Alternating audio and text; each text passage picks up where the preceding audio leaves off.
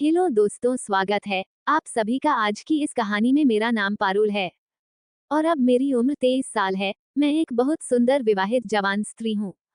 मेरा कद 5 foot 5 inch है और मेरा रंग साफ है। मेरा जिस्म बिल्कुल कारीगरी की तराशी हुई संगमरमर की मूर्ति की तरह है।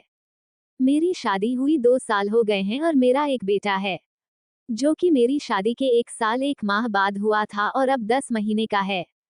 वह जब 4 माह का था तब मेरे पति का तबादला अमेरिका में हो गया था। क्योंकि उनके क्षेत्र इंटरनेशनल था, इसलिए वह परिवार को अपने साथ नहीं ले जा सकते थे। उन्हें हर 11 माह के बाद 1 महीने के लिए भारत आने की इजाजत थी।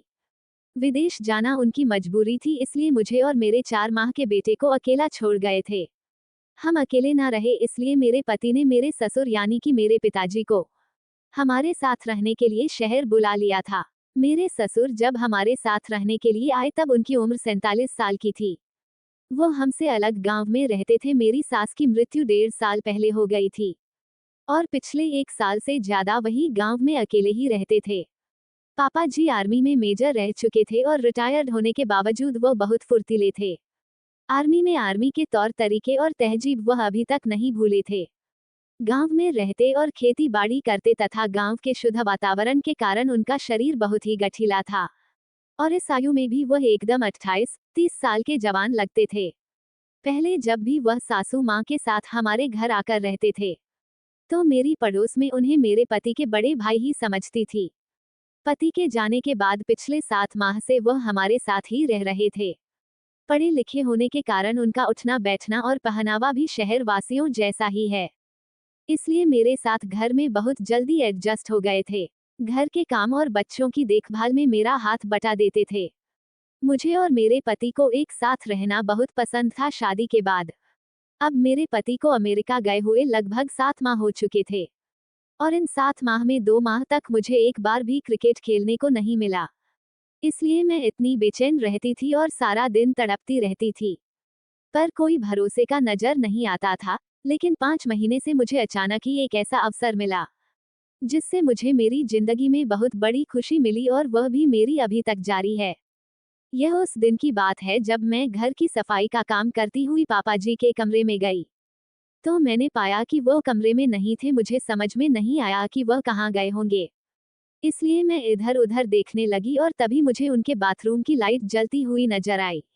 मैं जिज्ञासा बस उठी और लाइट देखने चली गई। वहां मैंने देखा कि बाथरूम का दरवाजा थोड़ा सा खुला हुआ है और अंदर से कुछ अजीब सी आवाज आ रही है। मैं सुनकर घबरा गई और सोचा कि शायद पापा जी की तबीयत ठीक नहीं है या वह किसी तकलीफ में है।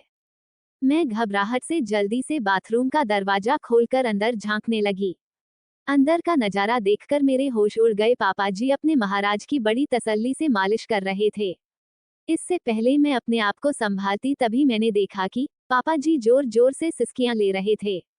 ये सब देखकर मेरी नजर में जोर से एक लंबी सांस निकली, जिसे सुनकर पापा जी ने पलटकर देखा और मुझे देखते ही गुस्से से बोले, तू यहाँ क्या कर रही है? उनके गुस्से से भरी आवाज सुनकर मैं डर गई और बिना आवाज दिए वहां से भाग गई। इस घटना के 2 घंटे बाद मैं तो उनके सामने भी नहीं गई, लेकिन दोपहर का खाना बनाने के समय बेटा तंग कर रहा था तो मुझे मजबूर होकर उसे उनके पास देने के लिए जाना पड़ा। तब बिल्कुल पापा सामान्य तरीके से पेश आए। इससे मेरी जान में जान आई और मैं भी उनके सामने आने जाने लगी तथा सामान्य तरीका से व्यवहार करने लगी। लेकिन उसे घटना के बाद अगले दिन भी मैं उस नज़ारे के बारे में सोचती रही। अगले दिन रात को सोने के समय मेरा बेटा बहुत रोने लगा। जब वह चुप नहीं हुआ तो मैं उसे पापा जी के कमरे में ले गई और उन्हें देखकर उनसे चुप करवाने का आग्रह किया। पापा जी ने गोद में लिया और मुझे तेल लाने को कहा। मैंने उन्हें तेल लाकर दिया तो उन्होंने मेरे बेटे के पेट पर तेल मलना शुरू कर दिया। कुछ ही देर में बेटा चुप होकर उनकी गोद में सो गया। पोते को दादा के पास छोड़कर मैं अपने कपड़े बदलने चली गई। तभी मेरे दिमाग में योजना आई कि अगर मैं पापा जी को अपनी झलक दिखलाती हूँ तो शायद कुछ बात बन जाए। अपने सारे कपड़े चेंज करके अपने गुलाबी रंग का और पारदर्शी नाइट सूट गाउन पहना, फिर बेटे को पापा जी के कमरे में लेने के लिए गई। पापा जी ने मुझे उन कपड़ों में देखा और एक टक देख ही रहे थे। उनकी आंखों की चमक बता रही थी कि वो मेरे बिछाए हुए जाल में फंस जाएंगे। मुझे सिर्फ कुछ इंतजार करना पड़ेगा। मैंने पापा जी से बेटे को लेने के लिए हाथ बढ़ाया तो वो उन्हें ही देखते ही एकदम स्थिर हो गए। मैंने कहा, पापा जी यह सो गया है, लाइए मैं इसको बिस्तर पर सुला दूं।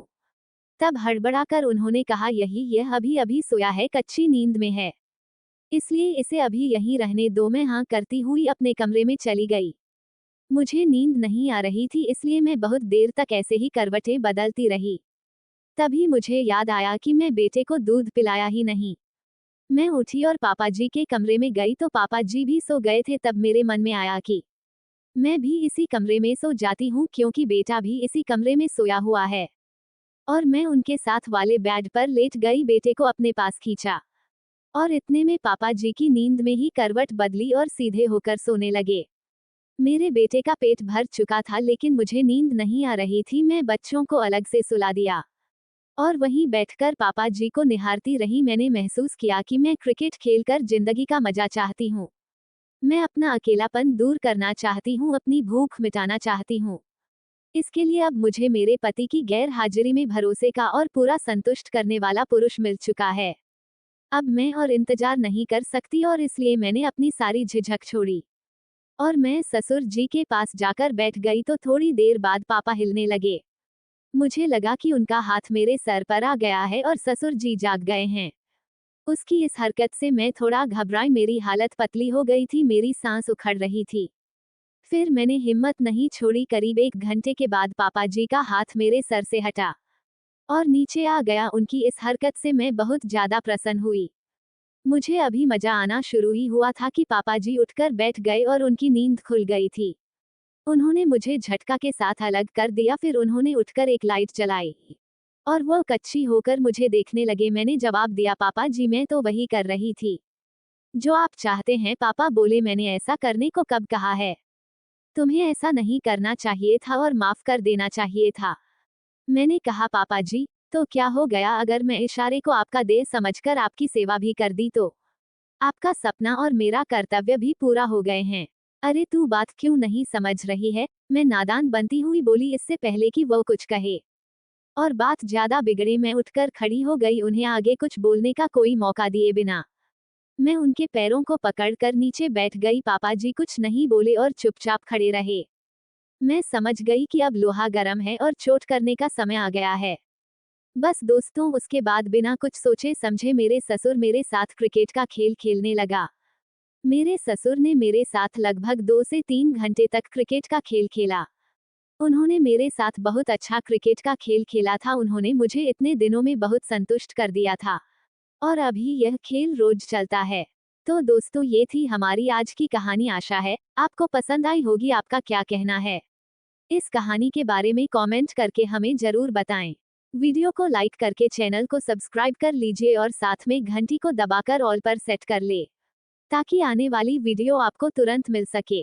मुझे दीजिए इजाजत, मिलते हैं फिर एक नई कहानी के साथ। तब तक के लिए धन्यवाद।